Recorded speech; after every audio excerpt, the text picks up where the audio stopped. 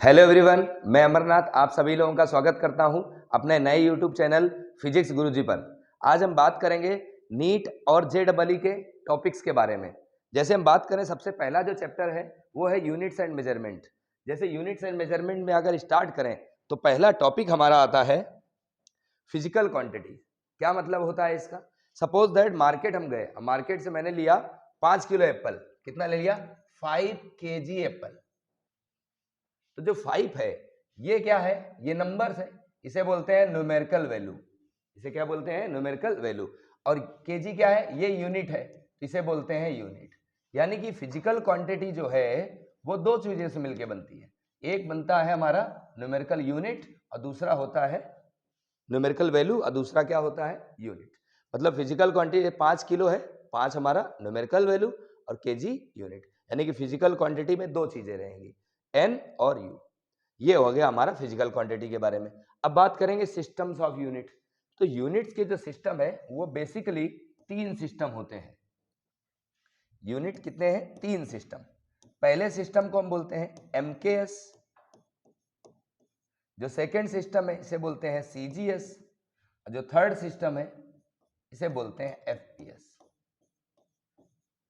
तो systems of unit 3, यानी कि हम लोग किसी भी क्वांटिटी को मेजर करेंगे तो उसके 3 तरीके हो सकते हैं। पहला एमकेएस है, दूसरा सीजीएस है और तीसरा एफपीएस है। क्या मतलब है एमकेएस का? तो एम यहां पर रहेगा मीटर के लिए। मतलब अगर आपको लेंथ मेजर करना है, कभी आपको लेंथ मेजर करना है तो आप उसके लिए क्या यूज करेंगे? मीटर यूज करेंगे। सेकेंड पे आते हैं, अगर मास की बात करें तो मास को मेजर करने के लिए हम क्या यूज करेंगे? किलोग्राम। मास अगर मेजर करना है, that is quantity of matter, तो उसके लिए क्या यूज करेंगे? किलोग्राम। और टाइम की अगर बात करें तो टाइम किस में मेजर होगा? सेकेंड में। तो इसको हम लोग मीटर, किलोग्राम, सेकेंड सिस्टम भी बोलते हैं। अब बात करेंगे सीजीएस सिस्टम की। अब अगर लेंथ मेजर करना है सीजीएस में तो लेंथ किस में मेजर करेंगे? सेंटीमीटर में। मास मेजर करना है तो हम मेजर करेंगे ग्राम में। और टाइम हमें मेजर करना है तो टाइम मेजर करेंगे सेकेंड में। तो ये है हमारा सीजीएस सिस्टम। ऐसे ही हम बात करते हैं एफपीएस की। लेंथ मेजर करना है तो मेजर करेंगे फुट में। मास मेजर करना है तो मेजर करेंगे पाउंड में। और टाइम हमारा हर एक सिस्टम में किसमें है? सेकेंड में। टाइम हमेशा सेकेंड में मेजर होगा। तो ये है हमारा एमकेएस, सीजीएस और एफपीएस सिस्टम। नॉर्मली इस समय हम लोग एमकेएस और सीजीएस सिस्टम ही यूज करते हैं। एमकेएस और सीजीएस सिस्टम यूज करते हैं। इसके आगे आते हैं। अब जैसे बात करेंगे हम फंडामेंटल यूनिट्स और डायमेंशन के बारे में। फंडामेंटल यूनिट्स मतलब जो किसी भी फिजिकल क्वांटिटी पे डिपेंड ना करे, उसे क्या बोलते हैं? Fundamental units. डायमेंशंस का जो रोल है वो अभी आगे बताते हैं। फंडामेंटल यूनिट्स के बारे में बात करें तो फंडामेंटल यूनिट्स है हमारी 7। फंडामेंटल यूनिट्स कितनी होती है? 7। अब कौन कौन सी होती है उनके बारे में बात करते हैं। सबसे पहले सीरियल नंबर लिख लिया, जो फिजिकल क्वांटिटी उनके नाम यहां लिखे जाएंगे। फिर ये लिखेंगे हम यूनिट्स।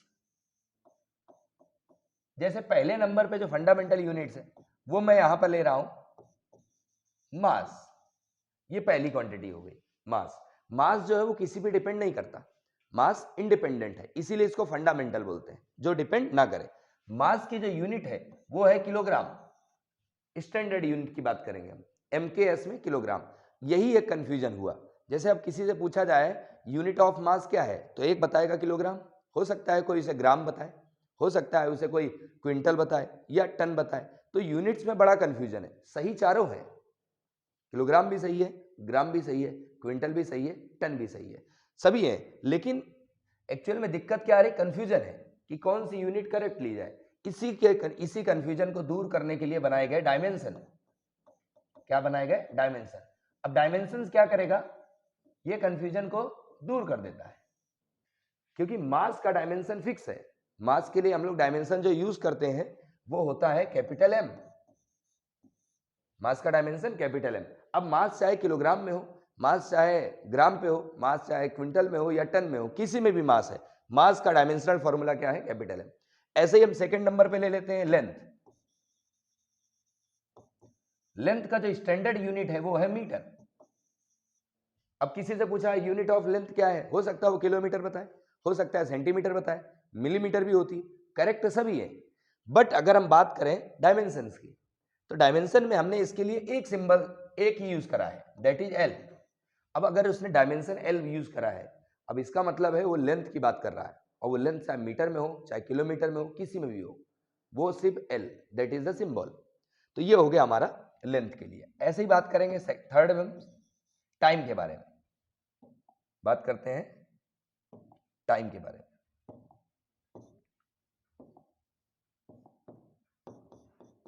तो टाइम का जो यूनिट है वो है सेकेंड। यहां पर जो यूनिट्स लिख रहा हूं मैं ये स्टैंडर्ड यूनिट है, ये जो यूनिट लिखूंगा ये क्या होंगे, ये स्टैंडर्ड यूनिट होंगे। स्टैंडर्ड मतलब MKS यूनिट में लिखूंगा। तो ये टाइम का यूनिट क्या हुआ, सेकेंड।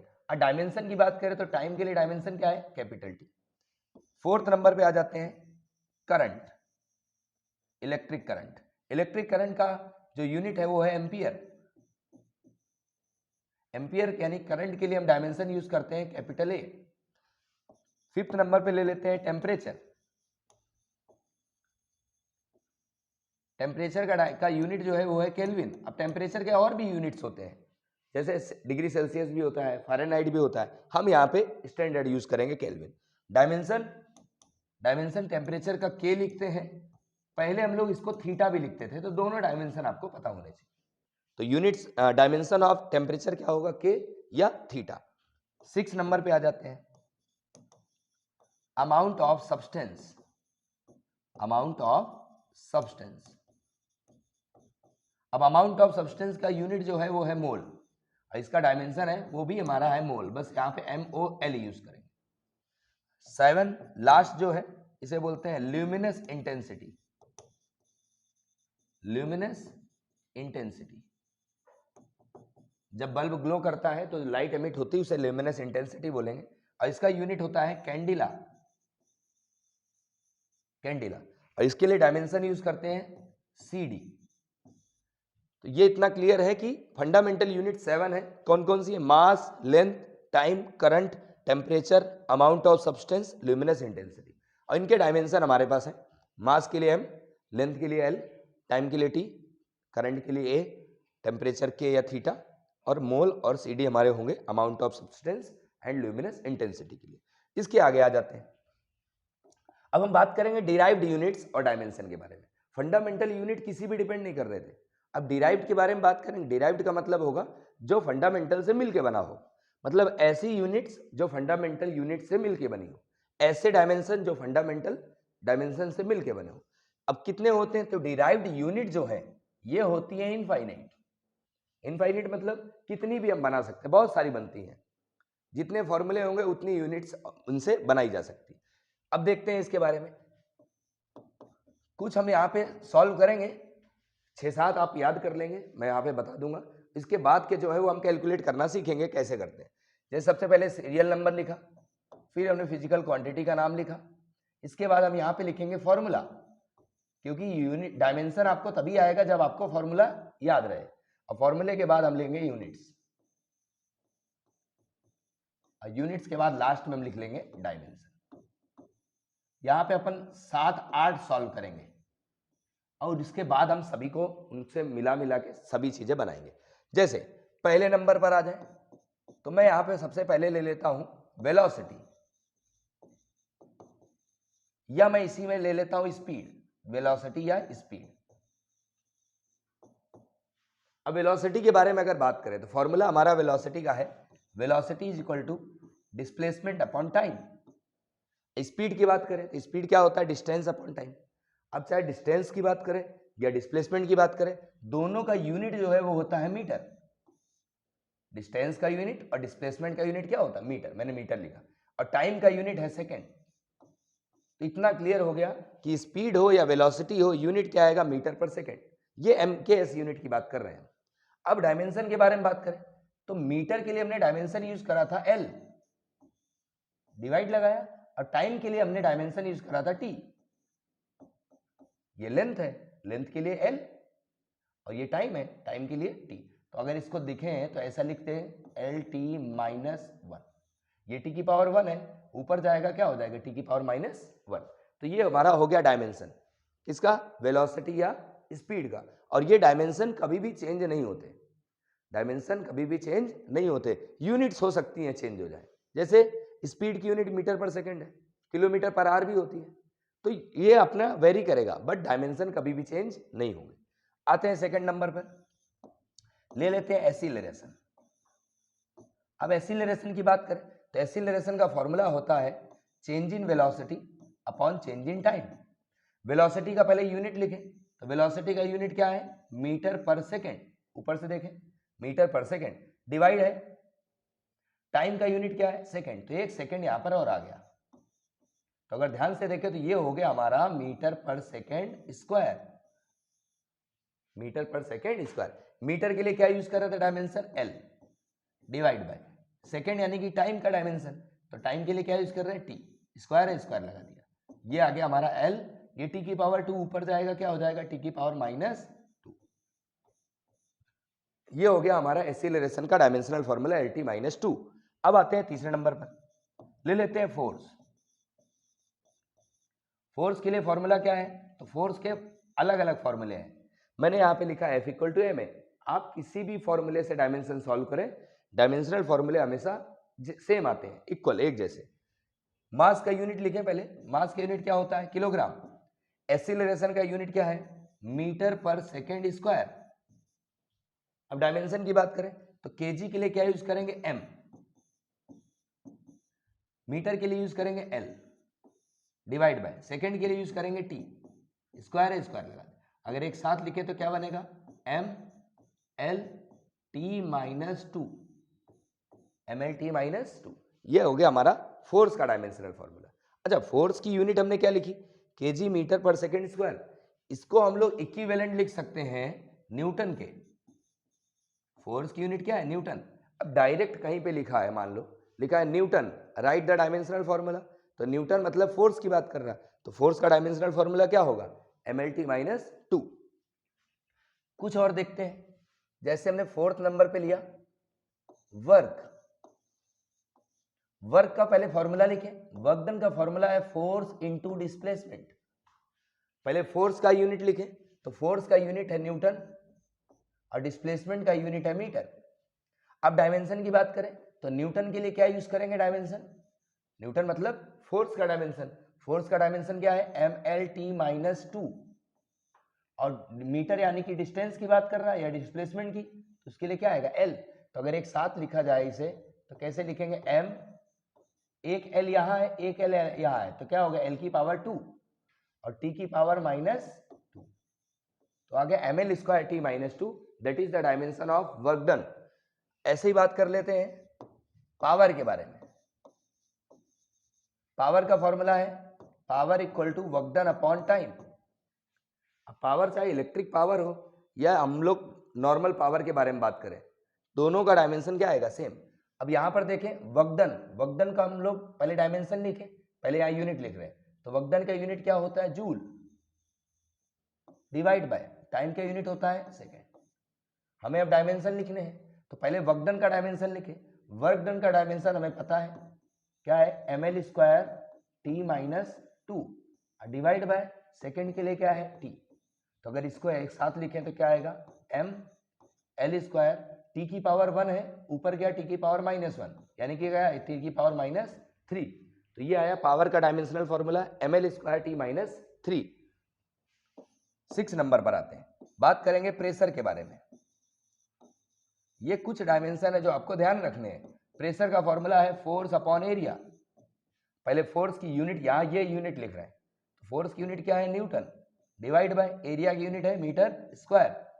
अब डायमेंशन लिख लेते हैं, पहले न्यूटन का लिखे, न्यूटन मतलब फोर्स, फोर्स का डायमेंशन क्या है, mlt -2 divide by area l square, area l square, ये मीटर स्क्वायर, मीटर मतलब l स्क्वायर। अगर एक साथ डायमेंशन लिखे तो क्या आएगा, m को m लिखा, एक l से एक l कट हो गया, एक l बचा, ये l ऊपर गया तो क्या l -1 और t की पावर -2। तो this is the dimension of pressure. इस टाइप से हम सभी के डायमेंशनल फॉर्मूले इजीली बना सकते हैं। जैसे कि यहां पर हमने लिखा है P, अब ये जैसे P हमारा क्या है, प्रेशर के बारे में बात करेंगे, तो प्रेशर का डायमेंशनल फॉर्मूला क्या होता है, आपको याद कर लेना है। प्रेशर का क्या लिखा था अभी, ml -1 t -2। इसके बाद बात करेंगे पावर के बारे में, तो पावर का डायमेंशन हमने लिखा था ml² t-3, और यहां पर एक p और यूज करेंगे, इससे हम लोग लिखेंगे पावर का ही है बट फॉर्मूला दूसरा है। जैसे P equal to V I से अगर सॉल्व करें तो P equal to V into I, V क्या है इलेक्ट्रिक पोटेंशियल और आई क्या है करंट। तो पहले हमें पोटेंशियल का डायमेंशनल फॉर्मूला आना चाहिए। तो पोटेंशियल का डायमेंशनल फॉर्मूला कैसे कैलकुलेट करेंगे वो देख लेते हैं। तो यहां मैं लिख लेता हूं पोटेंशियल का फॉर्मूला, इसका नाम है इलेक्ट्रिक पोटेंशियल। इलेक्ट्रिक पोटेंशियल, तो इलेक्ट्रिक पोटेंशियल का पहले फॉर्मूला पता है। फॉर्मूला क्या होता है work done upon charge. Work done का डायमेंशनल फॉर्मूला क्या होगा, तो वर्क डन के लिए हमने लिखा है ml² t-2, और चार्ज का डायमेंशनल फॉर्मूला क्या होता है, तो चार्ज का पहले फॉर्मूला अपने को पता हो। जैसे चार्ज का जो फॉर्मूला होता है वो है Q equal to I T. I क्या है करंट और टी क्या है टाइम। तो करंट के लिए हमने क्या यूज करा था A, और टाइम के लिए क्या यूज करते हैं T, तो ये आ गया AT। यानी कि पोटेंशियल का डायमेंशनल फॉर्मूला क्या आएगा, m को m लिखा, L² को L² लिखा। अब t की बात कर रहे थे, t की पावर 1 है, ऊपर गया t की पावर -1 हो गया, और t की पावर -2 ऑलरेडी है, तो पावर कितनी हो गई -3। a की पावर 1 है, ऊपर गया -1, यानी a की पावर कितनी आई -1। ये आ गया पोटेंशियल का डायमेंशनल फॉर्मूला। हमें यहाँ पे पावर का सॉल्व करना था, तो इसको कैसे लिखते हैं, पहले पोटेंशियल का डायमेंशनल फॉर्मूला लिखते हैं। क्या था ml² t-3 a-1। अब करंट का डायमेंशनल फॉर्मूला लिखना है, ये पोटेंशियल का हो गया, करंट का क्या होता है A। तो अगर इससे सॉल्व करें तो क्या आता ml² t-3, a की पावर 1 से a की पावर -1 कैंसिल, यानी कि पावर का डायमेंशन क्या है ml² t-3। यहाँ पावर का डायमेंशन क्या था ml² t-3।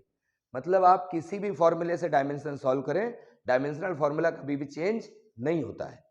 इसके आगे आ जाते हैं।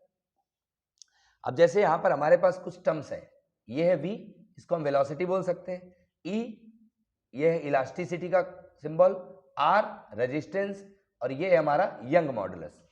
जैसे हम यहाँ पे सॉल्व करें, v की बात करें, v क्या है वेलोसिटी, तो वेलोसिटी का डायमेंशन क्या होता है LT-1, सभी को पता है। अब आएगा e, e हमने लिया है यहाँ पे मॉडुलस ऑफ इलास्टिसिटी, क्या बोलते हैं इसे मॉडुलस ऑफ इलास्टिसिटी। अब इसे कैसे सॉल्व करें, इसका पहले फॉर्मूला लिखते हैं। तो मॉडुलस ऑफ इलास्टिसिटी का जो फॉर्मूला है वो होता है स्ट्रेस डिवाइड बाय स्ट्रेन। अगर हमें स्ट्रेस और स्ट्रेन के बारे में पता है तो हम मॉडुलस ऑफ इलास्टिसिटी को इजीली सॉल्व कर सकते हैं। स्ट्रेस जो है इसका फॉर्मूला रहता है फोर्स अपॉन एरिया,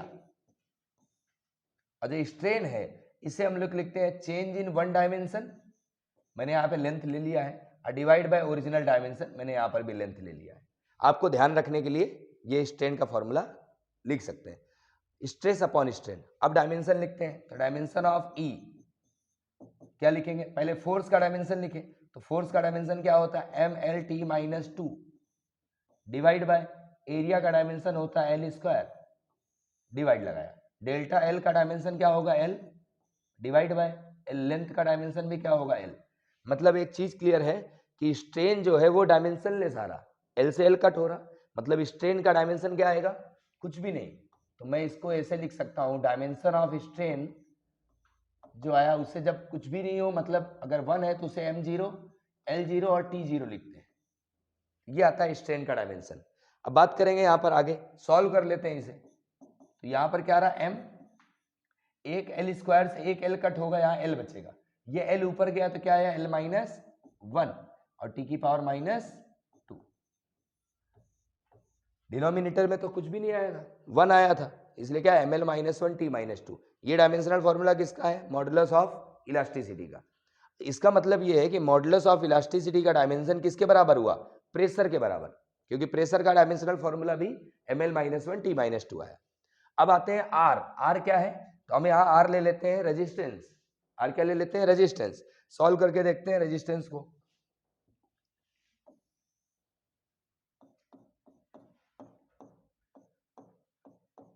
अब रेजिस्टेंस सॉल्व करते हैं यहाँ से, तो रेजिस्टेंस का फॉर्मूला क्या होता है, तो रेजिस्टेंस का डायमेंशनल फॉर्मूला लिखना है तो रेजिस्टेंस को लिखेंगे V upon I, V upon I, ये हमारा फॉर्मूला है।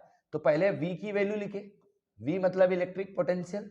अब पोटेंशियल का डायमेंशन हमने पहली वाली स्लाइड में सॉल्व करा था, हमारे पास पोटेंशियल का डायमेंशन आया था ml square t minus 3 a minus 1, value put कर दे और नहीं याद हो तो आप डायरेक्ट सॉल्व कर सकते हैं। तो है ml square t minus 3 a minus 1 divide by, अब I क्या है, करंट, करंट के लिए क्या यूज करते हैं, सॉल्व कर ले तो क्या आएगा m l square t minus 3, अच्छा a की पावर +1 है, ऊपर क्या a की पावर -1 हुआ, a की पावर -1 ऑलरेडी है तो कितनी होगी पावर हमारी a की, -2। तो ये डायमेंशनल फॉर्मूला क्या आ गया, रेजिस्टेंस का। आप किसी भी फॉर्मूले से सॉल्व करें, डायमेंशनल फॉर्मूला कभी भी चेंज नहीं होते हैं। इसके आगे आ जाते हैं y, y हमारा जो है इसे बोलते हैं यंग मॉडुलस ऑफ इलास्टिसिटी।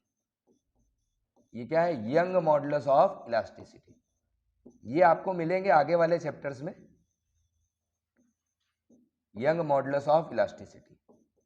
अब इसका अगर फॉर्मूला अपने को याद है तो आप इजीली इसे सॉल्व कर सकते हैं।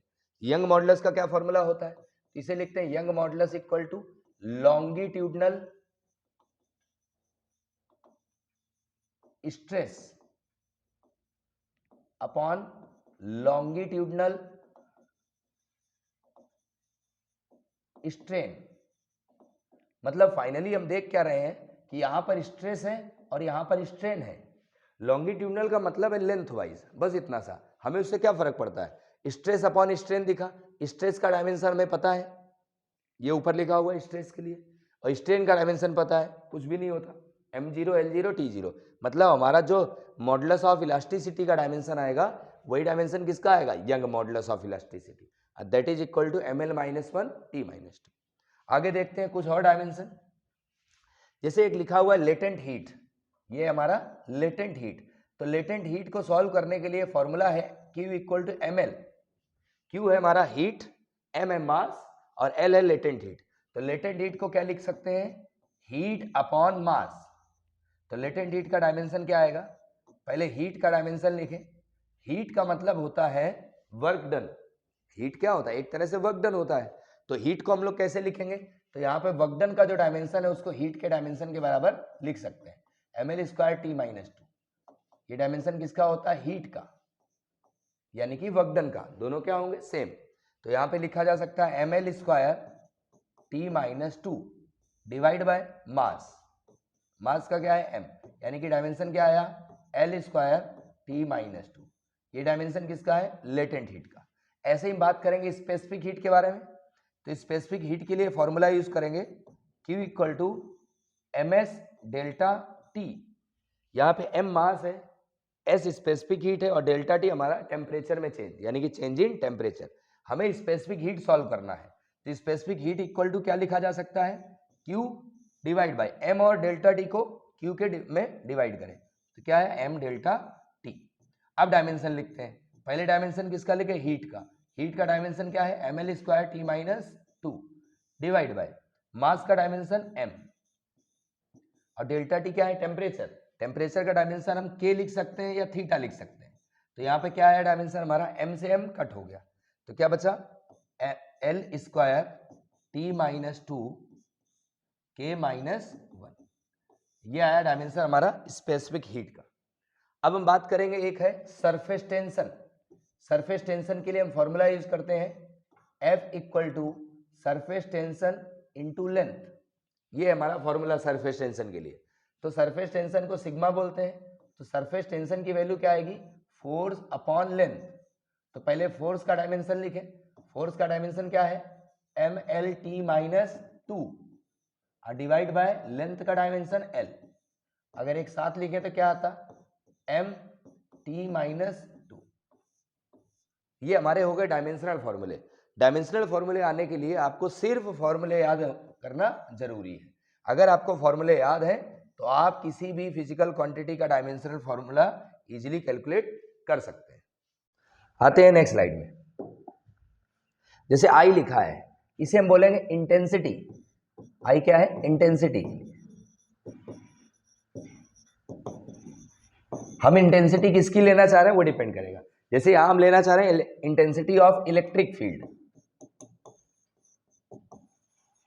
सिंबल आपको अलग अलग मिलेंगे, हम इंटेंसिटी ऑफ इलेक्ट्रिक फील्ड के बारे में बात करेंगे।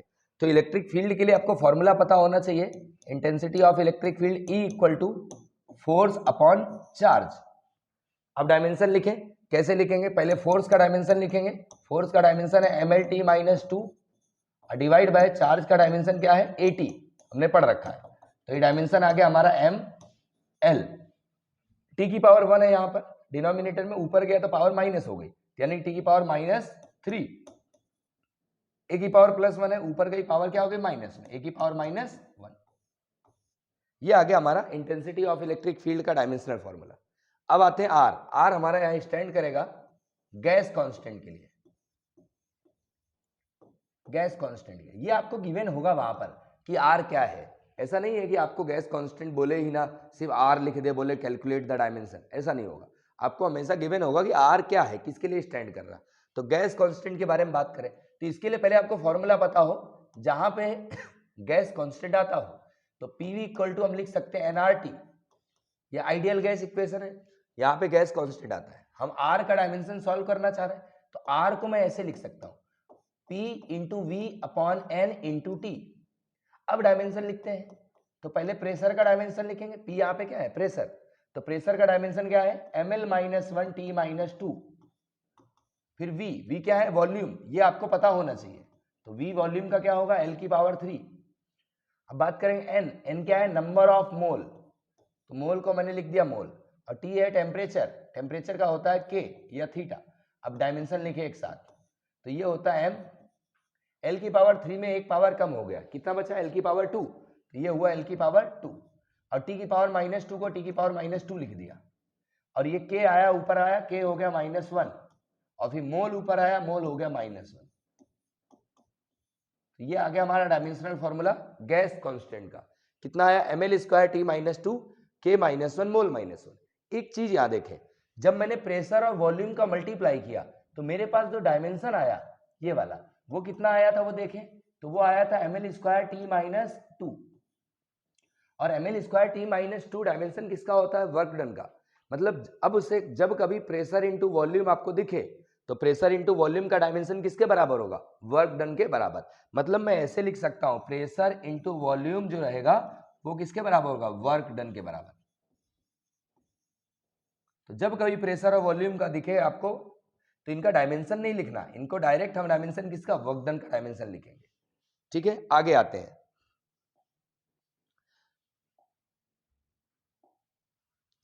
अब हम बात करेंगे सप्लीमेंट्री यूनिट्स के बारे में। सप्लीमेंट्री यूनिट्स कितनी है, दो होती है सप्लीमेंट्री यूनिट। पहला है जिसे बोलते हैं प्लेन एंगल। प्लेन एंगल हमारा 2 डायमेंशनल में ड्रॉ किया जाता है 2D में, पहला तो ध्यान रखना है। जैसे हम कॉपी में ड्रॉ करते हैं या इस बोर्ड में ड्रॉ करेंगे, तो मैंने सपोज दैट ड्रॉ करा 30 डिग्री एंगल, कितना ड्रॉ करा 30 डिग्री एंगल, तो ये एंगल जो होगा इसी को बोलते हैं प्लेन एंगल। तो ये एंगल हमने इसको डिनोट कर दिया अभी थीटा से, और इसका जो फॉर्मूला होगा मान लेते हैं ऑब्जेक्ट हमारा ए से पॉइंट बी पे गया है, ए से कहाँ गया है बी में, तो यहाँ पर जो हमारा प्लेन एंगल का फॉर्मूला है वो क्या होगा ए बी, यानी कि आर्क, ए बी को क्या बोलेंगे आर्क, अपॉन ओ ए रेडियस। तो फॉर्मूला हो गया हमारा arc upon radius, arc upon radius. आपको ये फॉर्मूला याद रखना है क्योंकि ये कई जगह यूज होता है। बात करेंगे यूनिट के बारे में, तो यूनिट क्या आएगी, तो प्लेन एंगल की जो यूनिट है वो होती है रेडियन। प्लेन एंगल की यूनिट क्या यूज करते हैं रेडियन, या हम एक और यूज करते हैं इसे बोलते हैं डिग्री। नॉर्मली हम यूज करते हैं 30 डिग्री या पाई रेडियन, 2 पाई रेडियन, ऐसे। जो पाई होता है वो रेडियन के टर्म्स में चलेगा और डिग्री में जो रहेगा नंबर्स रहेंगे। इन दोनों में रिलेशन है, जैसे कि ये लाइन है, अब इसे मैंने इतना एंगल ड्रॉ कर दिया, ये इतना एंगल होता है, इसे बोलते हैं 180 डिग्री 180 डिग्री, इक्वल टू अगर रेडियन की बात करें तो ये होता है पाई रेडियन, पाई रेडियन। तो यहां से हम 1 डिग्री की वैल्यू या 1 रेडियन की वैल्यू सॉल्व कर सकते हैं। मैं यहाँ पे 1 डिग्री सॉल्व कर लेता हूं, तो 1 डिग्री क्या हो जाएगा पाई अपॉन में 180 radian.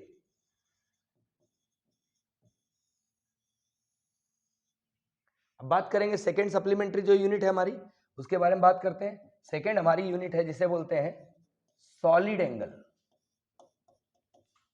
Solid angle, solid angle के लिए क्या यूज करेंगे हम? 3D। ये सॉलिड एंगल हमारा 3 डायमेंशनल होगा। जैसे सपोज दैट हमारे पास क्या है, वाटरमेलन। अब वाटरमेलन में से मैंने इतना सा पार्ट कट कर लिया, ये वाला पार्ट, इतना सा पार्ट मैंने वाटरमेलन में से कट कर लिया, तो जो ये एंगल बन रहा होगा इसे बोलेंगे सॉलिड एंगल। तो सॉलिड एंगल के लिए फॉर्मूला यूज करते हैं D omega equal to, solid angle का सिंबल होता है डी ओमेगा। ये जो एरिया कट किया है हमने, सपोज दैट इसे स्मॉल एरिया माना है, कितना लिया है? डी ए या डेल्टा ए। जब स्मॉल एरिया होता है तो डेल्टा यूज कर सकते हैं आगे, तो डेल्टा ए स्मॉल एरिया और डिवाइड बाय ये रेडियस क्या है? आर। यहां से यहां तक की रेडियस क्या है? तो आर स्क्वायर। तो ये हो गया हमारा फॉर्मूला सॉलिड एंगल का। अब यूनिट की बात करेंगे तो सॉलिड एंगल की यूनिट होती है स्टेरेडियन। स्टेरेडियन। अच्छा, डायमेंशन के बारे में बात कर लेते हैं। तो ये एंगल है, अगर डायमेंशन निकालते हैं इसका सॉलिड एंगल का, तो डायमेंशन क्या आता है? एरिया का होता है एल स्क्वायर और रेडियस है ये, उसका क्या होगा? एल स्क्वायर एल स्क्वायर, यानी कि ऊपर भी एल स्क्वायर है और नीचे भी क्या है? L square. तो एल स्क्वायर से एल स्क्वायर कट हो गया, मतलब हमारा सॉलिड एंगल क्या होगा? Dimensionless, m0 l0 t0। Same as हमारा जो प्लेन एंगल था वो भी हमारा क्या होगा? डायमेंशनलेस। क्यों होगा? आर्क मीटर में आएगा, रेडियस मीटर में आएगी, मीटर अपॉन मीटर क्या हो गया? कैंसिल, यानी कि डायमेंशन ऑफ एंगल क्या आएगा? 1 यानी कि m0 l0 t0। ये बहुत ही इंपॉर्टेंट है दोनों, क्योंकि डायमेंशन इससे एंगल के पूछे जाते हैं। आगे देखते हैं नेक्स्ट पे। जैसे टी रेशियो लिखे, टी मतलब ट्रिग्नोमेट्रिक रेशियो।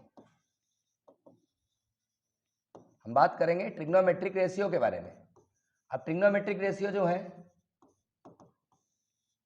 जैसे कि साइन है, कॉस है, टेन है, ये जो भी है सारे ट्रिग्नोमेट्रिक रेशियो है और इनका जो डायमेंशन होता है वो होता है m0 l0 t0, यानी कि डायमेंशनलेस होते हैं। तो ट्रिग्नोमेट्रिक रेशियो क्या होंगे? डायमेंशनलेस। एक्सपोनेंशियल टर्म, जैसे सपोज दैट e की पावर लिखा है 2x, तो इस पूरे का डायमेंशन जो आएगा वो किसके बराबर होगा? 1 के बराबर। Exponential term. लॉग के जो टर्म्स आए, जैसे लॉग लिखा है 3x स्क्वायर, तो ये पूरे का जो डायमेंशन है वो किसके बराबर होगा? 1 के बराबर। 1 मतलब मैं इसको लिख सकता हूं m0 l0 t0। अब नंबर्स के बारे में बात करें, जैसे 2 है या 3 है या कोई नंबर है, इनको हम मेजर नहीं कर सकते, तो इनका डायमेंशन कितना होता है? 1 के बराबर, यानी m0 l0 और t0। आगे देखते हैं, जैसे क्वेश्चन लिखा हुआ है, यहाँ पर क्वेश्चन आया हुआ है एम्स 2001 और 2007। क्वेश्चन लिखा है which of the following pair does not have similar dimensions. आपको बताना है ऐसे कौन से पेयर हैं जिनके डायमेंशन सेम नहीं है। जैसे मैं बात करूं स्ट्रेस और प्रेशर की, तो अपन ने इसको पढ़ा था। प्रेशर का डायमेंशनल फॉर्मूला कितना था? तो प्रेशर का डायमेंशनल फॉर्मूला था ml-1 t-2, और स्ट्रेस का डायमेंशन भी कितना आया था? ml² ml-1 t-2, क्योंकि स्ट्रेस का फॉर्मूला भी फोर्स अपॉन एरिया है और प्रेशर का फॉर्मूला भी फोर्स अपॉन एरिया है, तो डायमेंशन दोनों के क्या होंगे? सेम। अच्छा, इसके बात करें एंगल और स्ट्रेन, तो एंगल का डायमेंशन कितना आया? कुछ भी नहीं, अभी बताया। एंगल क्या होता है? m0 l0 t0। अच्छा, स्ट्रेन हमने पढ़ा था डेल्टा l बाय l, तो ये भी क्या आया था? डायमेंशनलेस। ये भी क्या आया था? डायमेंशनलेस। इसके बाद बात करें टेंशन एंड सरफेस टेंशन। अब टेंशन जो है ये क्या होता है? तो टेंशन एक तरह से फोर्स है। जैसे हमारे पास एक स्ट्रिंग है, रस्सी है, अगर मैं स्ट्रिंग में फोर्स लगाऊंगा मतलब वहां क्या लग रहा है? टेंशन। तो tension is a kind of force. अब फोर्स का डायमेंशन क्या होता है? mlt-2। अब बात करें सरफेस टेंशन की, सरफेस टेंशन का डायमेंशन हमने निकाला था sigma equal to force upon length से। फोर्स अपॉन लेंथ से फोर्स का डायमेंशन क्या आता था? mlt-2, और लेंथ का क्या आता था? l। तो अगर इसको सॉल्व करते हैं तो कितना बचता? mt-2। मतलब ये वाला जो पेयर है टेंशन एंड सरफेस टेंशन वाला, ये क्या है? सिमिलर डायमेंशन नहीं रखता है। अच्छा, लास्ट वाला एक बार चेक कर लेते हैं। जैसे प्लैंक कांस्टेंट लिखा है, अब प्लैंक कांस्टेंट का क्या फॉर्मूला होता है वो देखते हैं। तो एनर्जी का एक फॉर्मूला है जिसे बोलते हैं E equal to H nu. Energy ये होता है energy of photon, E equal to E energy, H Planck constant और न्यू है फ्रीक्वेंसी। तो यहां से एच का डायमेंशन सॉल्व करके देख लेते हैं। तो डायमेंशन ऑफ एच क्या आएगा, एनर्जी अपॉन न्यू, एनर्जी मतलब ml स्क्वायर टी माइनस 2, और न्यू क्या है, फ्रीक्वेंसी, फ्रीक्वेंसी का मतलब है 1 अपॉन टाइम पीरियड, तो इसका हो जाएगा टी की पावर -1। भाई फ्रीक्वेंसी क्या हुआ, 1 अपॉन टाइम पीरियड, तो टी की पावर क्या आएगा -1। अगर इसको सॉल्व करें तो कितना आता है, ml स्क्वायर टी माइनस 1, एक पावर से एक पावर कट जाती, तो ये आता है ml स्क्वायर टी माइनस 1। ये डायमेंशन किसका आया, प्लैंक कांस्टेंट का।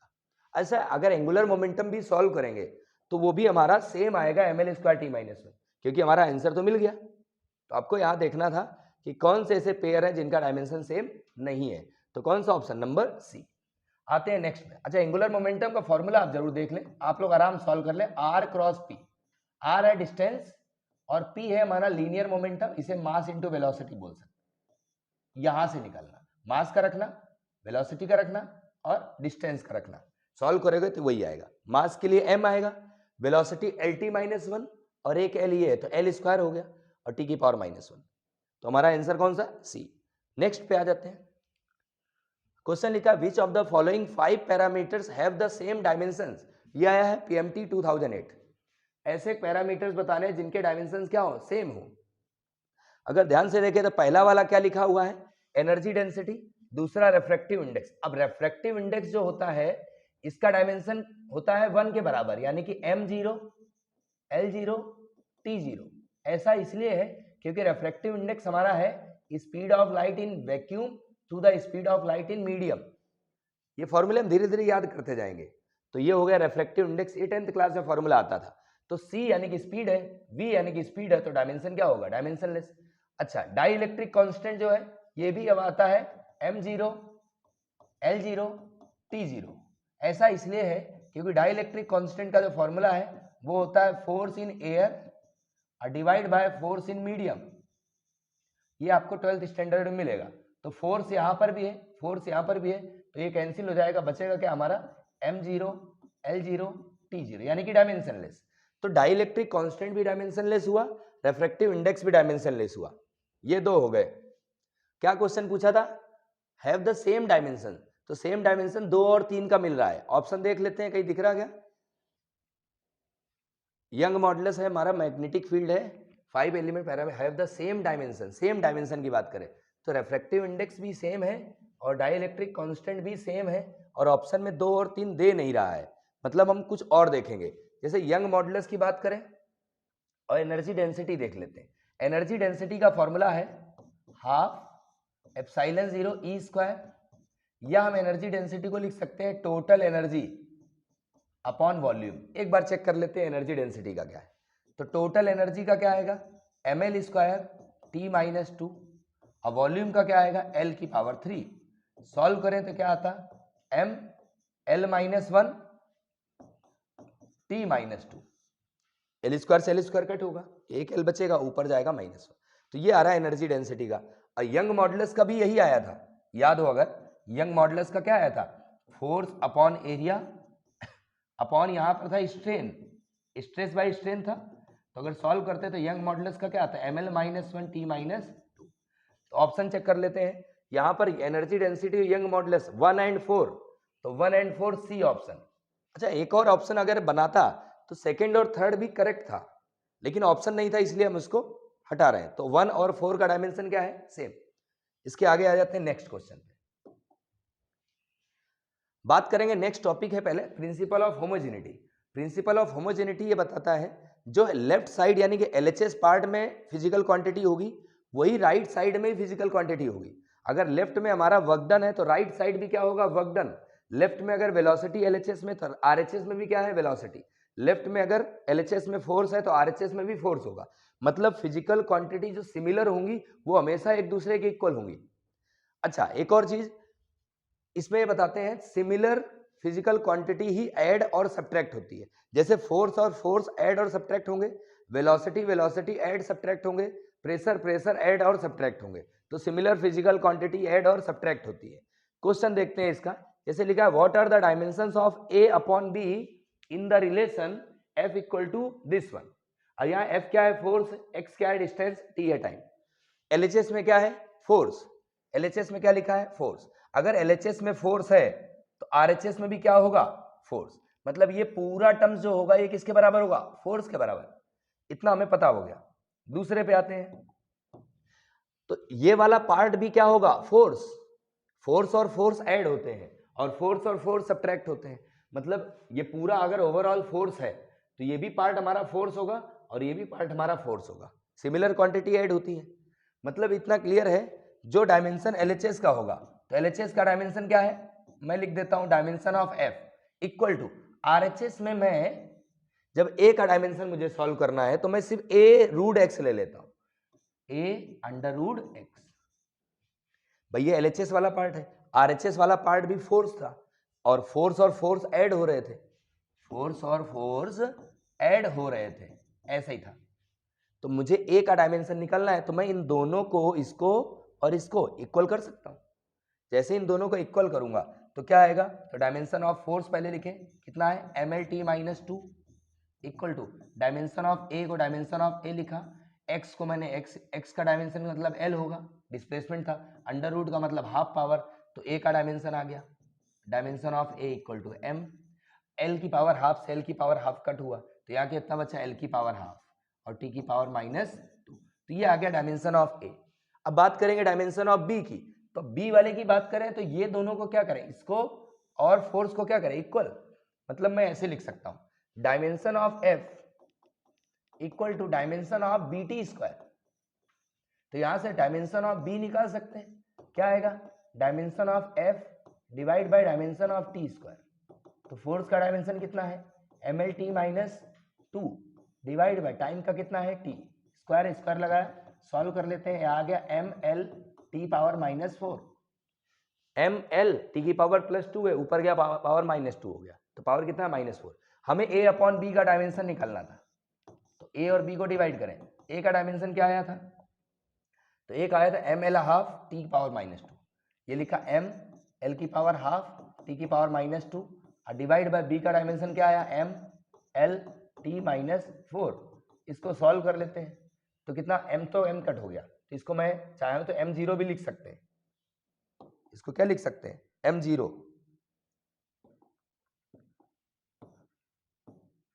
इसको लिख लेते हैं M0। अगर लिखना है तो इसको M0 लिखा जा सकता है।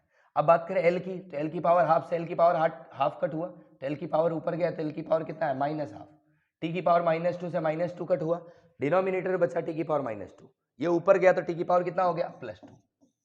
ये आ गया हमारा डायमेंशनल फॉर्मूला A/B का। ऑप्शन चेक कर लेते हैं, L की पावर -½ T की पावर 2, L की पावर -½ T की पावर 2। मेरे कुछ स्टूडेंट हैं जिनको ये वैल्यूज याद है तो वो डायरेक्ट बताते हैं कि सर इसका आंसर ये आएगा। इसी टाइप से आगे वाले क्वेश्चन के बारे में बात करेंगे। अब जैसे यहां पर एक क्वेश्चन लिखा हुआ है, लिखा force F is given by expression this one, ठीक है, और बोला है what then dimension of D/B are same as that of. अब देखिए थोड़ा सा घुमाया है, पहले डायमेंशन D का निकालना है और B का निकालना है और दोनों को डिवाइड करना है। देखते हैं सॉल्व करके। यहां पर अगर ध्यान से देखें LHS में क्या है, फोर्स, तो मतलब RHS पूरा क्या होगा, फोर्स, पहला टर्म्स। ये वाला टर्म्स भी फोर्स होना चाहिए क्योंकि दोनों ऐड हो रहे हैं, तो ये भी टर्म्स फोर्स होगा, मतलब ये भी फोर्स के बराबर होगा और ये भी फोर्स के बराबर होगा। मतलब मैं डायमेंशन जब इसका निकालूंगा तो फोर्स के बराबर आएगा और जब इसका निकालूंगा तब भी फोर्स के बराबर आएगा। हमें यहाँ पे B और D के बारे में बात करना, तो ये तो ट्रिग्नोमेट्रिक फंक्शन के अंदर आ रहा, मतलब अगर B का सॉल्व करेंगे तो क्या आएगा, तो मैं डायरेक्ट लिख सकता हूं cos BX। मैंने बताया था ट्रिग्नोमेट्रिक फंक्शन का डायमेंशन कितना आता है, 1 के बराबर, 1 मतलब M0 L0 T0, ये ट्रिग्नोमेट्रिक फंक्शन का डायमेंशनल फॉर्मूला आता है। तो हम सॉल्व कर ले, तो B का डायमेंशन तो B है, X का डायमेंशन क्या होगा L, ये किसके बराबर है, M0 L0 T0, इसको 1 लिखा जा सकता है, मतलब क्या हुआ, पावर जिसकी 0 उसको 1 लिख सकते हैं। तो डायमेंशन ऑफ B आ गया, B का डायमेंशन क्या आया, 1/L यानी कि L की पावर -1, ये डायमेंशन ऑफ B आया। ऐसे ही हम डायमेंशन ऑफ D सॉल्व करेंगे, तो साइन DT ट्रिग्नोमेट्रिक फंक्शन है, डायमेंशन कितना होगा, 1 के बराबर, डायमेंशनलेस, तो डायमेंशन ऑफ D और डायमेंशन ऑफ T का क्या होगा, T 1 के बराबर, यानी कि डायमेंशन ऑफ D कितना आया, 1/T यानी कि T की पावर -1। अब यहां पे ऑप्शन जो क्वेश्चन पूछा है D/B, D/B, लिखते हैं यहाँ पे, तो अगर d अपॉन बी करें तो क्या आएगा, द डायमेंशन ऑफ d को लिख रहे हैं t-1 और b को लिख रहे हैं हम l-1। सॉल्व करें तो क्या आता है, ये l ऊपर जाता है, l की पावर +1 हो जाता और t की पावर क्या होता, -1 का -1। और ये डायमेंशन किसका होता है, वेलोसिटी का। ऑप्शन देखते हैं, पहला ऑप्शन क्या देख रहा, वेलोसिटी। तो d अपॉन बी का जो डायमेंशन आया क्या है, वेलोसिटी। ये आया था एम्स 2013। ये सारे सिंपल क्वेश्चन हैं। एक और क्वेश्चन देखते हैं, लिखा है v equal to a upon T plus B T cube, और यहाँ पर पूछा है dimension formula of a and b। LHS में क्या है, वेलोसिटी। LHS में क्या दे रहा, वेलोसिटी। तो RHS में क्या होगा, वेलोसिटी। तो ये क्लियर हो गया, जो LHS का डायमेंशन है वो RHS का है। अच्छा, ये दो टर्म्स ऐड हो रहे हैं, a अपॉन टी और बी टी क्यूब ऐड हो रहे हैं। ये भी वेलोसिटी होगा और ये भी वेलोसिटी होगा। मतलब मैं अगर डायमेंशन निकालूं a का तो लिख सकता हूं dimension of velocity equal to dimension of a upon T. Solve कर लेते हैं, तो डायमेंशन ऑफ वेलोसिटी कितना होता है, LT-1 equal to dimension of a divide by dimension of t। Solve करें a का डायमेंशन, तो डायमेंशन ऑफ a कितना आएगा, t का मल्टीप्लाई कर दें तो क्या आएगा, LT-1 इंटू टी। इसको क्या लिख सकते हैं, l। तो a का डायमेंशन l आ गया। ऐसे ही हम b के लिए सॉल्व करेंगे, तो dimension of velocity equal to dimension of B T cube. तो यहां से हम डायमेंशन ऑफ वेलोसिटी लिखे LT-1, डायमेंशन ऑफ b हमें सॉल्व करना है, और t क्यूब का हो गया t क्यूब। तो डायमेंशन ऑफ b कितना आया, LT-1 डिवाइड बाय t की पावर 3। सॉल्व करें तो क्या आएगा, l t की पावर -4। तो ये a और b के डायमेंशन आ गए। बिल्कुल सिंपल तरीके से इसको हम सॉल्व करेंगे। नेक्स्ट पे आते हैं। अब यहाँ पे लिखा alpha equal to f/v² sine beta T. अब यहाँ पे साइन के साथ क्या है, बीटा है, तो इतना हमें क्लियर है कि साइन बीटा टी कितना आएगा, 1 के बराबर। ये सारे क्वेश्चन आए हुए हैं। तो यहाँ पे बीटा का डायमेंशन बीटा लिखा और टी का डायमेंशन टी लिखा, किसके बराबर है, 1 के बराबर। तो यहाँ से बीटा का डायमेंशन आ गया, कितना आया, इसे लिख सकते हैं 1 अपॉन टी, यानी कि टी की पावर -1। तो बीटा का डायमेंशन कितना है, टी की पावर -1। अल्फा का निकालना है, तो यहाँ पे क्या लिखा, अल्फा इक्वल टू f/v²। तो मैं ऐसे लिख सकता हूँ dimension of alpha equal to dimension of f और डायमेंशन ऑफ वेलोसिटी स्क्वायर। तो डायमेंशन ऑफ अल्फा कितना आएगा, पहले डायमेंशन ऑफ फोर्स लिखें। फोर्स का क्या होता है, mlt-2, और वेलोसिटी का क्या होता है, lt-1 स्क्वायर। तो ये आ गया हमारा mlt-2 और डिवाइड बाय कितना हो गया, l स्क्वायर t-2। सॉल्व कर लें, सॉल्व करेंगे तो कितना बचेगा, m l की पावर 1 से l की पावर 1 कैंसिल, कितना बचा, l की पावर 1 डिनोमिनेटर में, ऊपर गया l की पावर क्या है, -1, और t की पावर -2 से t की पावर -2 कैंसिल। तो क्या आया, अल्फा का डायमेंशन आया हमारा ml-1। तो ये इस टाइप के क्वेश्चन इजीली हम सॉल्व कर सकते हैं। अब ये क्वेश्चन है, एक गिवन है, इसको आप लोग सॉल्व करने की कोशिश करना। बिल्कुल सेम एक्सपोनेंशियल टर्म्स दिया है, तो एक्सपोनेंशियल टर्म्स का कितना होगा डायमेंशन, 1 के बराबर। तो यहां से हमारे पास अल्फा का डायमेंशन आ जाएगा। जैसे अल्फा का डायमेंशन आ जाए, बीटा का डायमेंशन इजीली सॉल्व हो जाएगा। ठीक है, तो इस क्वेश्चन को आप सॉल्व करेंगे। अब आते हैं हम नेक्स्ट टॉपिक पे, जिसे बोलते हैं एप्लीकेशंस ऑफ डायमेंशन। डायमेंशन के कुछ एप्लीकेशन है, जैसे पहला है to check the consistency of a given equation. Equation की कंसिस्टेंसी चेक करना मतलब करेक्टनेस चेक करना, कि इक्वेशन करेक्ट है या इनकरेक्ट है, कैसे चेक करते हैं। जैसे सपोज दैट हमने इक्वेशन ऑफ मोशन पढ़े हैं, मैंने यहाँ पढ़ा है v equal to U plus at, ये इक्वेशन ऑफ मोशन है, फर्स्ट इक्वेशन। कैसे चेक करते हैं, सबसे पहले LHS का डायमेंशन, यहाँ लिखेंगे right the dimension of LHS and RHS, right the dimension. तो डायमेंशन लिख के देख लेते हैं। तो वेलोसिटी का डायमेंशन क्या है, LT-1, ये वेलोसिटी है, इनिशियल वेलोसिटी, डायमेंशन सेम रहेगा LT-1 प्लस, अब a का डायमेंशन लिखेंगे, क्या आएगा, एक्सीलरेशन LT-2, और t क्या है, टाइम, टाइम का क्या रहता है t। अगर आप देखें डायमेंशन तो क्या है, LT-1 LHS में, RHS में क्या है, LT-1 और प्लस, यहाँ t की पावर -2 से t की पावर +1 कम हो गया, तो कितना बचा, LT-1। अब अगर ध्यान से देखें, जो LHS में डायमेंशन है वही RHS में भी डायमेंशन है, सेम डायमेंशन ही ऐड होंगी। देखो LT-1 और LT-1 ऐड हो गया, तो अगर आप ऐड करना चाहो तो इसे 2 टाइम्स कर सकते हो, लेकिन डायमेंशन तो फिर भी सेम रहेगा, इधर भी LT माइनस 1 है, उधर 2 टाइम्स LT माइनस 1 है तो LT माइनस 1 ही दोनों तरफ। अगर दोनों तरफ LHS RHS इक्वल है तो वो डायमेंशन हमारी क्या हो, कंसिस्टेंट होगी, यानी कि इक्वेशन हमारी करेक्ट होगी। कुछ और क्वेश्चन देखते हैं, जैसे कि यहां पर एक फ्रीक्वेंसी से रिलेटेड एक क्वेश्चन है।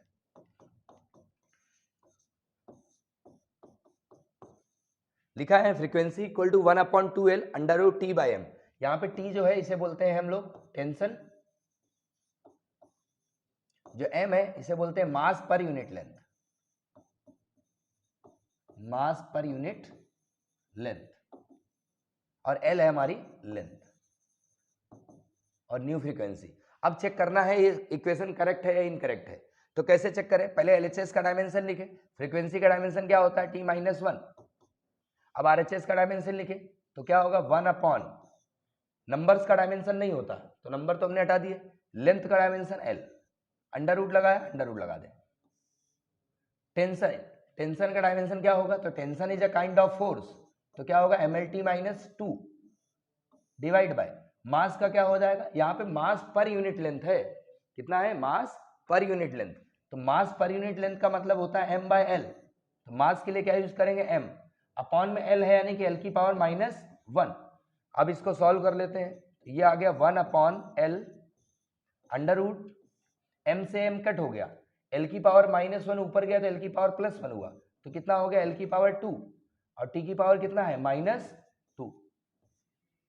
अब इसको सॉल्व करें तो ये हमारा LHS में क्या है 1/L।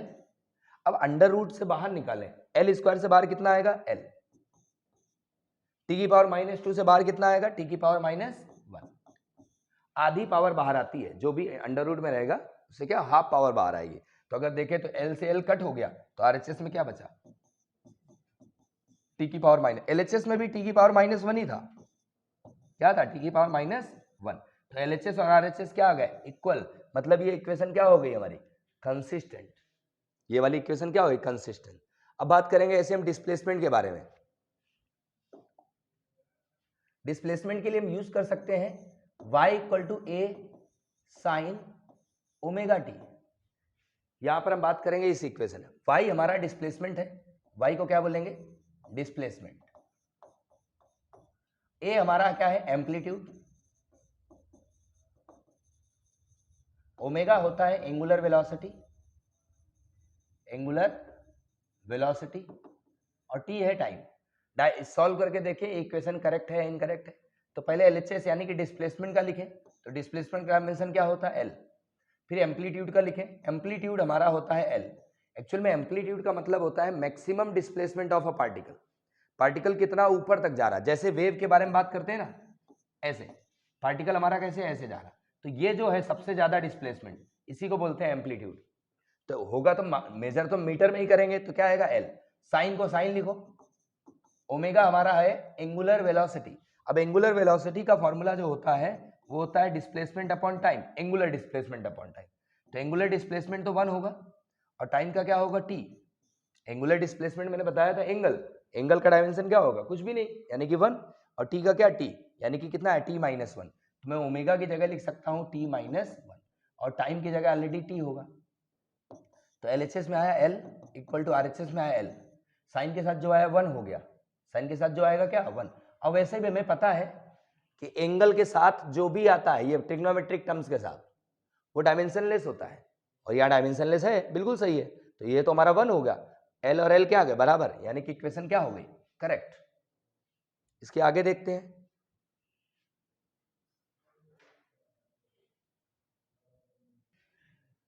आते हैं नेक्स्ट क्वेश्चन में। हमारा अगला टॉपिक है सेकंड एप्लीकेशन है to derive the relation among the physical quantity. तो डायमेंशन का ये सेकंड एप्लीकेशन, और इससे क्वेश्चन खूब पूछे जाते हैं। जैसे क्वेश्चन लिखा हुआ है the escape velocity of a body depends upon, कौन डिपेंड कर रहा है, एस्केप वेलोसिटी डिपेंड कर रहा, किस पे डिपेंड करेगा वो देखते हैं। पहला मास ऑफ द प्लेनेट पे डिपेंड कर रहा, second acceleration due to gravity पे डिपेंड कर रहा, और तीसरा रेडियस ऑफ द प्लेनेट पे डिपेंड कर रहा। और हमें क्या करना है एक्सप्रेशन डिराइव करना है। इसको करने का सिंपल सा तरीका है, पहले देखेंगे इसके वेलोसिटी डिपेंड्स ऑन, तो इसके वेलोसिटी डिपेंड कर रही, तो डायरेक्टली प्रोपोर्शनल। जिस पे डिपेंड करे उनको लिखे। तो किस पे डिपेंड कर रहा, मास पे, मास लिखा। फिर किस पे डिपेंड कर रहा है, एक्सीलरेशन ड्यू टू ग्रेविटी पे, स्मॉल जी से डिनोट करते हैं। फिर किस पे डिपेंड कर रहा है, रेडियस पे। सबसे पहले ऐसे लिखेंगे, इसके बाद हम प्रोपोर्शनलिटी साइन हटाएंगे और कांस्टेंट आएगा, कुछ भी ले सकते हैं, के ले लिया। ये हो गया m, ये हो गया g और ये हो गया r। अभी क्वेश्चन पे हमेशा ध्यान रखना, मास की पावर क्या होगी, एक्सपोनेंट्स, स्मॉल g का एक्सपोनेंट्स और कैपिटल R का एक्सपोनेंट्स। हमें पावर कैलकुलेट करना है, यानी कि एक्सपोनेंट्स। तो इनकी पावर ले लेते हैं। तो यहां ले लेते हैं, सपोज इसको ऐसे लिखते हैं, इसको लिखते हैं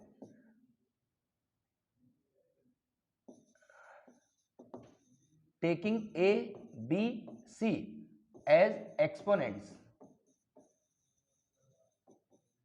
of m, g and r respectively। हमने क्या करा, यहां पे m की पावर मैंने क्या ले ली, a, m का एक्सपोनेंट पहले k लिखा, m का एक्सपोनेंट क्या ले लिया, a, फिर g का एक्सपोनेंट क्या ले लिया, b, और फिर r का एक्सपोनेंट क्या लिया, c।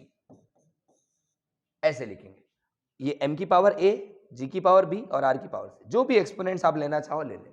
तो ये एक्सपोनेंट्स है। अब इसके बाद हमें सीबी ए बी सी की वैल्यू सॉल्व करनी है। कैसे सॉल्व करेंगे, तो इनका लिखेंगे डायमेंशन। सबसे पहले एलएचएस पार्ट में क्या था, वेलोसिटी, एलएचएस पार्ट में क्या था, वेलोसिटी। आरएचएस पार्ट में क्या है, के। पहले मैं वैल्यू लिख लेता हूं, m की पावर a था, g की पावर b था और r की पावर c था। चलो इनका डायमेंशन लिखें, राइट द डायमेंशन। तो डायमेंशन वेलोसिटी का क्या होगा, lt माइनस 1। डायमेंशन लिखेंगे मास का, मास का क्या होगा, m। k का डायमेंशन 1 हो जाएगा, k तो कांस्टेंट था, तो k कितना हो गया, 1। स्मॉल g यानी कि एक्सीलरेशन का डायमेंशन lt माइनस 2 की पावर b और रेडियस का डायमेंशन l, रेडियस का डायमेंशन क्या आएगा, l की पावर c। अब इसे लिख सकते हैं lt minus 1 equal to mass की पावर। देखें तो मास का एक्सपोनेंट सिर्फ a है और कहीं नहीं है। लेंथ के बारे में बात करें तो लेंथ के एक्सपोनेंट क्या है, यहाँ l की पावर कितना है, b, और यहाँ l की पावर क्या है, c। जब बेस सेम होते हैं तो पावर क्या होती है, ऐड। तो मैं लिख सकता हूं l की power b plus c, base same है तो पावर क्या होगी, ऐड। और टाइम के बारे में बात करें तो t को t लिखा, पावर क्या आ गया, माइनस ऑफ 2b। ठीक है, अब हम क्या करेंगे, एक्सपोनेंट्स को कंपेयर करेंगे। Compare the exponents.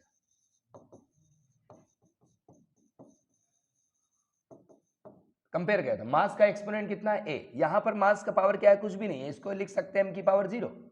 तो यानी कि देखें तो a इक्वल टू कितना आया, 0।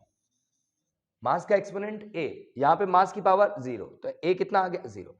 अब देखें लेंथ का एक्सपोनेंट कितना है, b प्लस c। यहां लेंथ का पावर कितना है, 1। लेंथ का पावर कितना है, 1, तो b प्लस c कितना आया, 1। और हमें वैल्यू से नहीं पता, लास्ट वाले को देख लेते हैं। टाइम के पावर कितना है, माइनस 2b, और यहां टाइम का पावर कितना, माइनस 1। तो b की वैल्यू आ गई, माइनस से माइनस कैंसिल, तो b कितना आया, 1/2। b अगर 1/2 तो यहां रखे 1/2 प्लस c इक्वल टू 1, यानी कि c कितना आया, 1 माइनस हाफ। तो c कितना आया हमारा, प्लस का हाफ। abc की वैल्यू आ गई। जैसे abc की वैल्यू आई यहाँ पे इक्वेशन में रख दो, जो हमने फर्स्ट इक्वेशन लिया था ना, इसको यहीं पे रख दे। तो क्या आएगा, velocity equal to k, mass की पावर 0, g की पावर हाफ और r की पावर c मतलब हाफ। तो ये आ गया expression v equal to k। m की पावर 0 मतलब 1, तो इसको हाफ का मतलब क्या होता है पावर में, अंडर रूट। हाफ मतलब अंडर रूट, तो इसको लिख सकते हैं अंडर रूट में g। ये आ गया हमारा रिजल्ट। इसी से रिलेटेड एक और क्वेश्चन देखते हैं, नीट 2021 में आया हुआ क्वेश्चन। क्या लिखा है, if f, force, acceleration a and time t are fundamental quantities then dimension of energy will be. हमें एनर्जी का डायमेंशन बताना है, फोर्स के टर्म्स में, एक्सीलरेशन के टर्म्स में और टाइम के टर्म्स में। किसका डायमेंशन बताना है, एनर्जी का। तो एनर्जी का डायमेंशन बताना है किसके टर्म्स में, फोर्स के टर्म्स में, एक्सीलरेशन a और टाइम t के टर्म्स में, यानी कि f a t के टर्म्स में हमें एनर्जी का डायमेंशन बताना है। हमें यहाँ पर फंडामेंटल में जो दिया है वो दिया है फोर्स, एक्सीलरेशन, टाइम। यहाँ पे मास m, लेंथ l और t टाइम वाला नहीं दिया, यहाँ पे इन्होंने फोर्स के टर्म्स में दिया है। तो पहले सबसे पहले जिसके टर्म से बताना है उसको लिख लें। अब क्या करें, प्रोपोर्शनलिटी साइन हटाएं, कांस्टेंट आएगा के, एफ को एफ, ए को ए, टी को टी। अब क्या लिखें, एक्सपोनेंट ले लें। तो टेकिंग एक्सपोनेंट्स, हमने सपोज करा फोर्स का एक्सपोनेंट ले लिया एक्स, एक्सीलरेशन का एक्सपोनेंट ले लिया वाई, और टाइम का एक्सपोनेंट ले लिया हमने जेड। अब क्या करेंगे, डायमेंशन लिखें। एनर्जी का डायमेंशन कितना है, M L square T minus 2। के कितना है, डायमेंशन लेस, के का डायमेंशन कुछ भी नहीं होगा। फोर्स का डायमेंशन लिखे, कितना आएगा, एम एल टी माइनस 2 का एक्सपोनेंट एक्स है। ए क्या है, एक्सीलरेशन, एक्सीलरेशन का डायमेंशन एल टी माइनस 2 का एक्सपोनेंट कितना है वाई, और टाइम का टी का एक्सपोनेंट कितना है जेड। अब इसे सिंप्लीफाई कर लेते हैं। तो ये हो गया M L square T minus 2 equal to, यहां पहले मास की पावर लिखे, तो मास की पावर कितना है, सिर्फ एक्स है, एक्स लिख लिया। अब लेंथ की बात करेंगे, तो लेंथ की पावर यहां कितना है, एक्स, यहां लेंथ की पावर कितना है, वाई, तो पावर ऐड होती जाएंगी जो भी है, बस दो ही है। यहां लेंथ की पावर कितना है, एक्स, तो लेंथ की पावर एक्स हो गया। लेंथ की पावर कितना है, वाई, तो लेंथ की पावर क्या हो, एक्स प्लस वाई।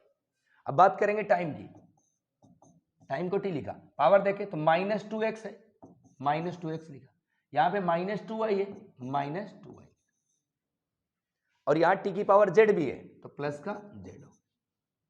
ये टाइम की है, देखो टाइम की पावर कितना, माइनस 2x, यहां टाइम की पावर माइनस 2y, टाइम की पावर जेड, यानी कि minus 2x minus 2y plus Z, ये आ गया। अब हमें क्या करना है, हमें यहाँ पे पावर कंपेयर करना है।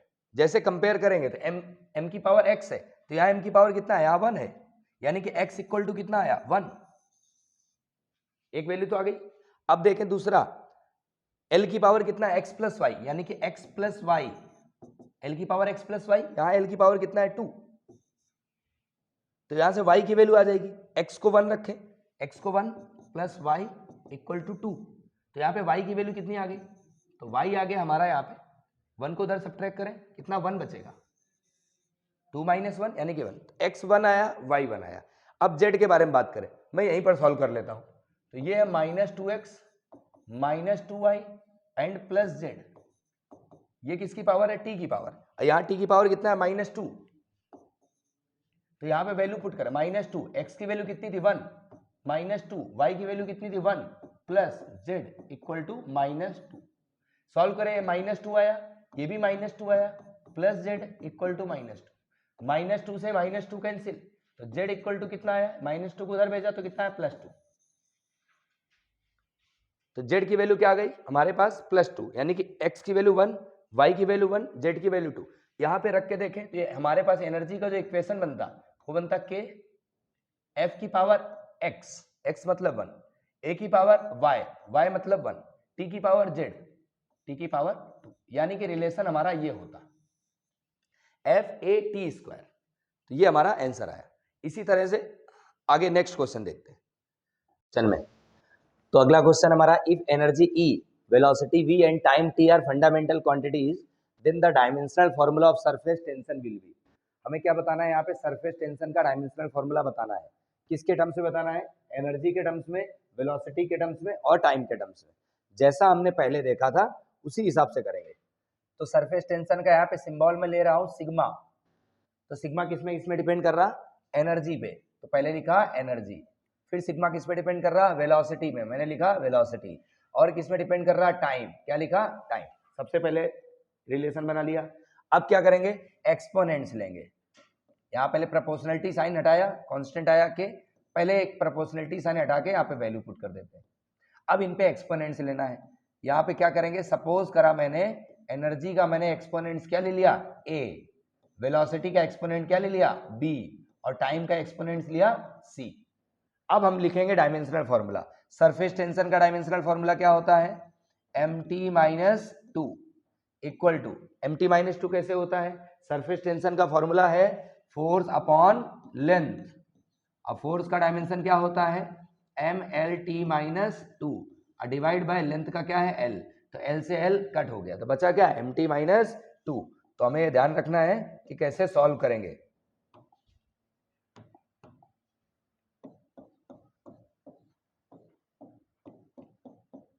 आते हैं इसको सॉल्व करते हैं।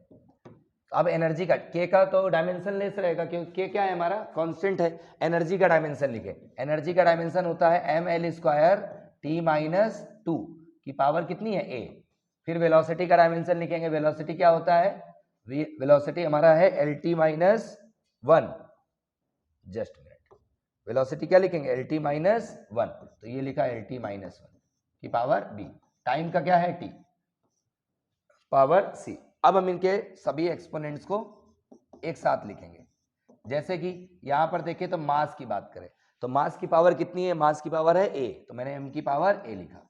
अब लेंथ की बात करेंगे तो l की पावर कितना है 2a, तो ये लिखा 2a। यहाँ पे l की पावर कितना है b, तो पावर क्या होगी ऐड, अगर बेस सेम होते हैं तो पावर ऐड हो जाती है, तो l की पावर 2a और l की पावर b, तो क्या है l की पावर 2a प्लस b। अब टाइम की बात करेंगे तो टाइम की पावर कितनी है माइनस 2a, यहाँ पे कितना माइनस b और यहाँ पे कितना है प्लस का c। ये आ गए हमारे एक्सपोनेंट्स पावर। अब हम यहाँ कंपेयर करेंगे तो m की पावर a है, यहाँ पे m की पावर कितना है 1, यानी a इक्वल टू कितना आएगा 1, a की वैल्यू आ गई। अब l की पावर यहाँ पे कितना है 2a प्लस b, l की पावर 2a प्लस b है, यहाँ पे l की पावर कितना है कुछ भी नहीं है मतलब 0। यहाँ वैल्यू सॉल्व कर सकते हैं, 2 को 2 लिखा, a की वैल्यू 1 है प्लस b इक्वल टू 0, तो यहाँ से क्या लिख सकते हैं b इक्वल टू 2 को उधर भेज दो कितना आएगा माइनस 2, तो b कितना आ गया माइनस 2, a आ गया b आ गया। अब c के बारे में बात करेंगे, कितना लिखा हुआ है यहाँ पर, यही सॉल्व कर लेते हैं। ये है minus 2a minus b plus c equal to t की पावर कितना है माइनस 2, तो मैंने यहाँ लिख दिया माइनस 2। सॉल्व करें माइनस 2, a की वैल्यू रखें, a की वैल्यू कितनी है 1, तो यहाँ लिख दिया हमने 1, माइनस लगाया b की वैल्यू कितनी है 2 है, माइनस का 2 है, b की वैल्यू माइनस 2, इसको हम लिखेंगे माइनस 2, ठीक है, यहाँ b की वैल्यू रख देते हैं माइनस 2, तो मैंने लिख दिया b की वैल्यू माइनस 2 और plus c equal to minus 2। Solve करें इसे तो ये आ गया माइनस 2, माइनस माइनस कितना हो गया प्लस, तो ये हो गया plus 2 plus C equal to minus 2, ये 2 से 2 कैंसिल, यानी कि c की वैल्यू कितनी आ गई माइनस 2, abc की वैल्यू आ गई। अब हमें क्या करना है, abc की वैल्यू उठा के यहाँ पे रख देना है, एक्सपोनेंट्स आ जाएंगे, तो कितना है e की पावर a है, तो अगर ध्यान से लिखें तो क्या होगा यहाँ पे सिग्मा इक्वल टू k को क्या लिखा e की पावर a की वैल्यू कितनी थी 1, फिर वेलोसिटी था, वेलोसिटी की पावर कितनी है b, अब b की वैल्यू क्या है माइनस 2, तो वेलोसिटी की पावर क्या आ गया माइनस 2। इसके बाद टाइम की बात करें, टाइम की पावर क्या थी c की वैल्यू भी कितनी आई माइनस 2। रिलेशन आ गया हमारा surface tension equal to k को k लिखेंगे, e को e लिखेंगे, अगर इसको लिखना है तो ऐसे लिख सकते हैं v की पावर 2 एंड t की power 2, that is the relation. तो इस टाइप के जितने भी क्वेश्चन हैं वो सारे मैंने करा दिए हैं यहाँ पर। अगर इसके बारे में अगर कोई भी डाउट आता है तो आप कमेंट बॉक्स में कमेंट कर सकते हैं। Thank you.